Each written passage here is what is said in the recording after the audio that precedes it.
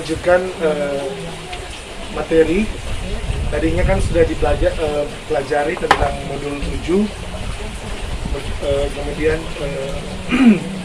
di sesi 13 tentang bagaimana penggunaan jamban yang baik. Dan selanjutnya kita masuk pada modul 8 tentang mendukung pemetaan potensi keluarga dan rencana aksi dalam pencegahan dan penanggulangan stunting.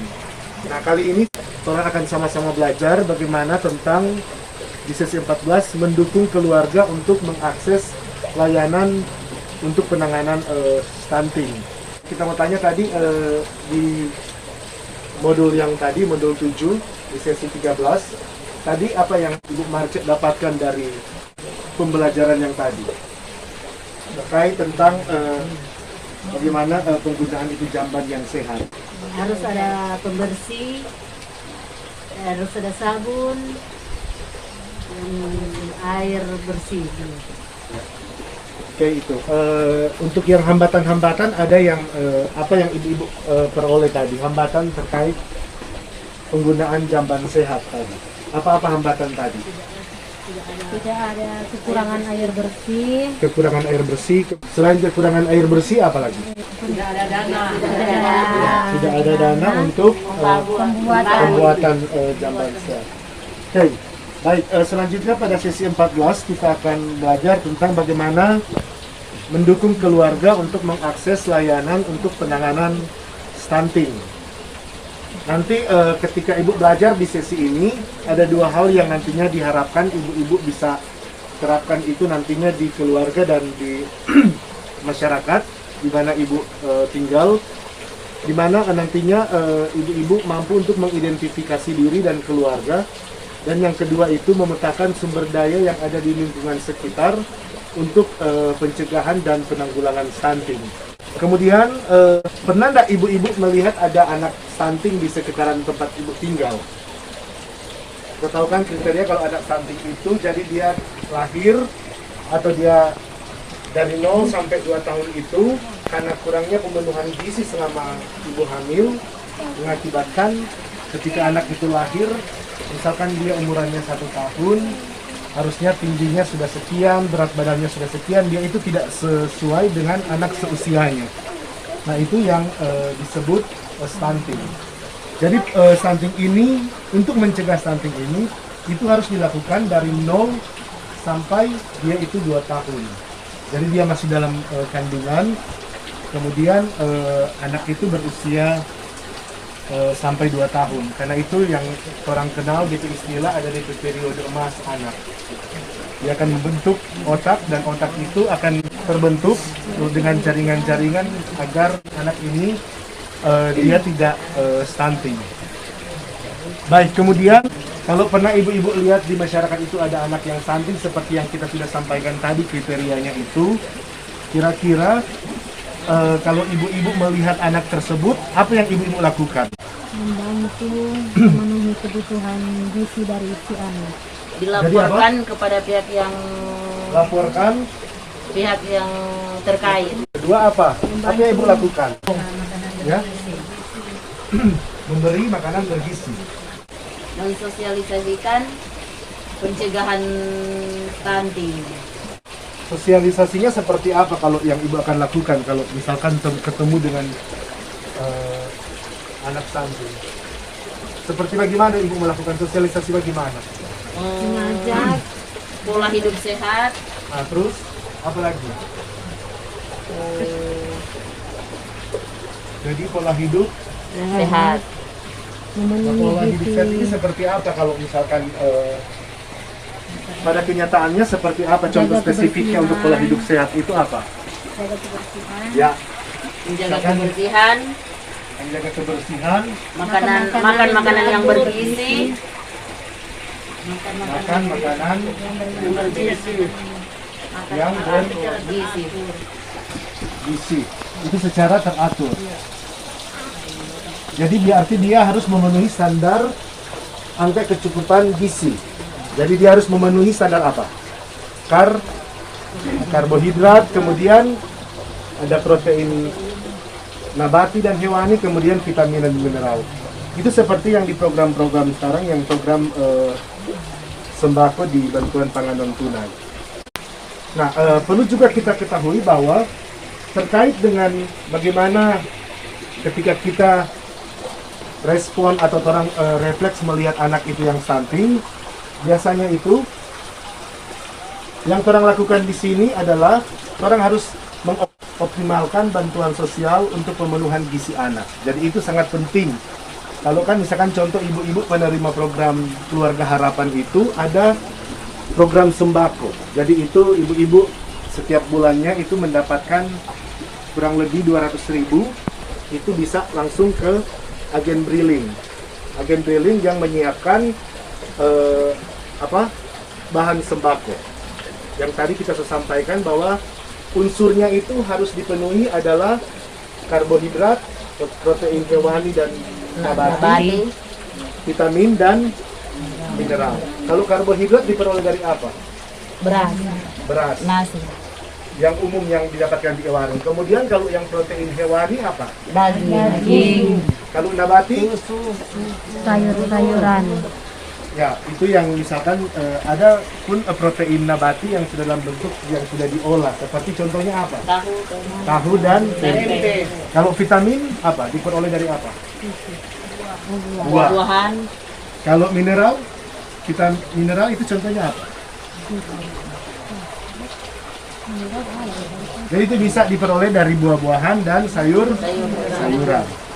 Baik, kemudian hal yang kedua yang dilakukan bahwa untuk pencegahan stunting, misalkan di masyarakat bahkan itu di dalam keluarga di rumah, penting untuk melakukan itu stimulasi. Jadi stimulasi itu dilakukan bukan ketika anak sudah lahir, tetapi bisa dilakukan dimulai awal-awal kehamilan. Misalkan contoh di mungkin materi sebelumnya sudah diajarkan bagaimana stimulasi itu, bagaimana untuk merangsang panca indera dari janin sampai dia kemudian lahir. Jadi misalkan kalau masih dalam kandungan dikasih dengar musik. Nah, ketika misalkan dia mungkin lahir, stimulasi itu harus tetap diberikan. Jadi tidak terbentur hanya misalkan ketika anak lagi ada di waktu sedang untuk melakukan stimulasi, tapi harus setiap saat. Misalkan contoh kalau anak sudah seusia 2-6 tahun sudah bisa untuk membantu pekerjaan ibu di rumah. Kalau misalkan di usia 5-6 tahun. Tapi kalau mungkin baru 2 sudah bisa diajarkan, atau umur 3 tahun untuk bagaimana penggunaan toilet atau istilahnya toilet training. Itu sudah harus dilakukan. Jadi stimulasi itu sangat penting dilakukan oleh orang tua dan keluarga. Kemudian keluarga dan masyarakat dapat menghubungi layanan yang ada di lingkungan. Seperti tadi ibu, contohnya puskesmas. Kemudian apalagi selain puskesmas? Ya betul, kegiatan posyandu. Kemudian apalagi yang ada di sini di Taratara? Ya? Pusat kesehatan desa ada di sini. Ada. Itu jalan. Oke, jadi itu contoh-contoh layanan yang bisa ibu-ibu hubungi ketika melihat ada anak yang stunting. Kemudian di samping tadi sebelum puskesmas, kemudian posyandu, selain 2 tempat itu di mana lagi yang bisa untuk bisa ibu-ibu lakukan atau akses untuk melaporkan kalau misalkan ada anak-anak stunting? Contohnya di mana? Pemerintah setempat. Ya, pemerintah setempat. Misalkan contoh jenjangnya seperti apa kalau di Kepala lingkungan, baru ke kelurahan, kecamatan, ketemu kecamatan, kemudian ke tingkat kota, kabupaten. Kalau misalkan pusat kesehatan sosial ada di sini. tidak ada. Setahu kita sudah ada yang dilatih untuk SLRT. Kalau nggak salah di Taratara itu Ibu Selin bisa dilatih soal ini.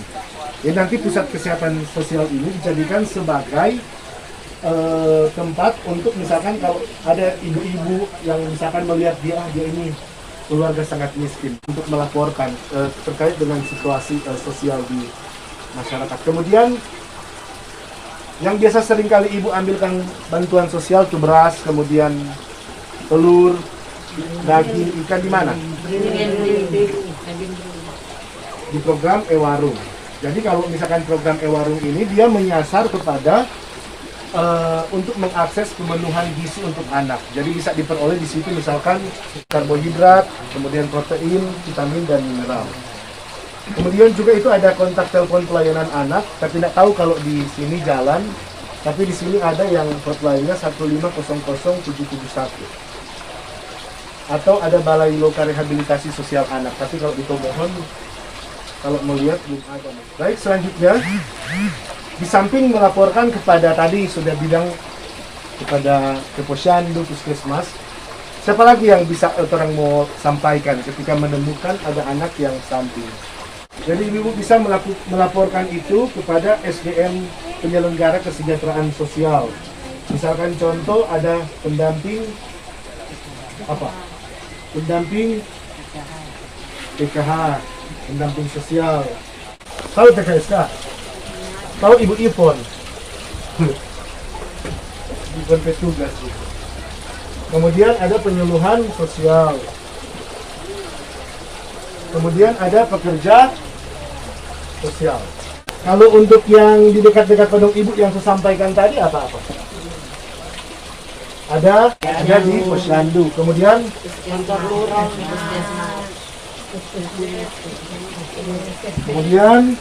kalau di tingkat kota di mana? Rumah sakit. Dinas sosial. Kemudian pertingkatan lagi yang lain, misalkan yang mendukung, sarana yang mendukung adalah Puskesos. Kemudian ada warung tadi. Selanjutnya bisa ke kontak layanan sosial anak. Oke, inilah ketika nantinya Ibu sudah pahami dan pelajari terkait di mana untuk melaporkan ketika melihat ada anak stunting, bisa langsung ke layanan ini. Selanjutnya kita akan bagikan ada cerita, 2 cerita. Jadi ini ada cerita yang pertama dan yang cerita yang kedua, berbagi saja 2 kali. Kelompok mana? Jadi ada 2 cerita bagaimana dia menjelaskan terkait tentang 2 kondisi anak, dan diharapkan nanti ibu-ibu berpartisipasi bagaimana cara untuk memberikan solusi terkait dengan permasalahan ini. Contoh pada cerita yang pertama, pada hari ini Asep genap usia 3 tahun. Akan tetapi sang ibu melihat tinggi badan Asep tidak seperti anak seusianya. Orang tua Asep sekarang sangat khawatir melihat perkembangan anaknya, tetapi tidak mengetahui apa yang harus dia lakukan. Asep tinggal di dusun yang sangat terpencil, tidak ada fasilitas kesehatan, dan tidak memiliki uang untuk pergi ke fasilitas kesehatan. Ibu Asep hanya ketemu dengan pendamping PKH yang mendatanginya setiap sebulan sekali. Apa yang harus dilakukan oleh orang tua Asep? Jadi itu yang harus dilakukan oleh Ibu Asep agar dia menceritakan semua permasalahan anaknya kepada pendamping PKH. Dari pendamping PKH menyampaikan kepada dinas sosial, dan mungkin akan ada supaya berikut ada kunjungan dari fasilitas kesehatan yang akan mengunjungi keluarga ini, ya, keluarga Ibu Asep. Jadi Ibu Asep harus apa? Itu mungkin salah satu solusi bagaimana misalkan Ibu Asep karena hanya ketemu dalam sebulan sekali dengan pendamping PKH, jadi dia cuma bercerita kepada pendamping PKH. Jadi itu contoh cerita yang pertama. Kemudian yang kedua dan selanjutnya yang perlu kita garis bawahi dari cerita pertama, di mana bahwa potensi-potensi yang ada, misalkan baik dari keluarga maupun di diri sendiri, itu harus digiatkan atau itu ditingkatkan. Jadi kalau misalkan melihat ada anak stunting baik di dalam keluarga atau orang punya saudara atau orang teman, orang sudah tahu apa yang harus orang lakukan. Jadi kalau misalkan dia masih hamil, kalau karena orang sudah dapat informasi terkait pencegahan dan penanggulangan stunting, orang mesti sampaikan bahwa penting untuk memberikan nutrisi atau gizi yang baik kepada janin supaya tidak terjadi hal-hal yang tidak orang inginkan. Kemudian potensi-potensi yang misalkan orang bisa rekomendasikan, misalkan terkait kalau misalkan dia butuh makanan tambahan, orang bisa ajak atau sampaikan bahwa pergi ke kegiatan misalkan posyandu. Biasanya kan di kegiatan posyandu itu ada pemberian makanan tambahan, atau misalkan ada kegiatan lain yang dilakukan di posyandu, misalkan ada mau suntik imunisasi, mau campak atau mau polio, atau ada kegiatan penambahan vitamin. Walaupun anak itu sudah terkena stunting di usia di atas 2 tahun, keluarga itu tetap dapat mengoptimalkan bantuan sosial dari pemerintah terkait dengan pemenuhan gizi anak, dan tetap tidak lupa untuk memberikan stimulasi kepada anak. Kemudian orang tua dan masyarakat bisa datang ke lembaga-lembaga yang disiapkan oleh pemerintah di masing-masing daerah, atau menghubungi SDM Kesos yang ada di wilayah Bapak Ibu untuk mendapatkan layanan yang dibutuhkan. Penting sekali orang itu tahu dan tingkatan-tingkatan di mana kalau misalkan orang ketemu dengan anak stunting itu, atau misalkan melihat gizi atau gizi dari ibu hamil itu sangat kurang, orang bisa melaporkan itu di misalkan dan tadi di tingkatan di lingkungan tempat tinggal, kemudian ke tingkat sarana-sarana yang sudah disiapkan oleh pemerintah, atau rujukan layanan penanganan stunting. Misalkan kalau contoh ini di desa atau kelurahan, ibu bisa kepada ketua RT, atau di sini kan ada RT, di sini kepada lurah, kemudian ke kepala lingkungan atau wakil kepala lingkungan, baru lanjut ke kantor desa. Nah, di kantor desa itu biasanya ada kegiatan-kegiatan seperti tadi posyandu, kemudian puskesmas desa, atau ke Karang Taruna, pendamping sosial, penyuluh sosial, atau ke sekretariat PPKH yang ada di Dinas Sosial Kota Tomohon, atau menghubungi petugas bansos. Misalkan contoh yang pendamping bansos itu contohnya yang PKSK. Kemudian ada relawan sosial yang ada bisa melaporkan kepada relawan. Kemudian kalau di tingkat kecamatan sama juga, dia itu ke kantor kecamatan. Kemudian ada layanan di situ yang orang kenal bersama, itu puskesmas. Kemudian ada puskesmas kecamatan, ada TKSK di sana, tenaga kesejahteraan sosial kecamatan, bisa ke koordinator PKH, kemudian ke pendamping sosial di kecamatan, kemudian ada Peksos. Selanjutnya kalau untuk tingkat kota, bisa ke dinas sosial, kalau di Tomohon ya di dinas sosial Kota Tomohon, atau ke pusat kesehatan sosial yang ada di kota, ke rumah sakit umum daerah kalau misalkan harus dirujuk, kemudian sekretariat PPKH, dan kepada pekerja sosial. Baik, itu yang penting untuk ibu-ibu ketahui, bahwa ternyata orang harus menggali potensi diri yang ada pada orang dalam diri. Jadi itulah beberapa poin penting dari modul 8 terkait dengan materi mendukung pemetaan potensi keluarga dan rencana aksi dalam pencegahan dan penanganan stunting. Sesi 14 mendukung keluarga mengakses layanan untuk penanganan stunting. Terima kasih dan selamat sore.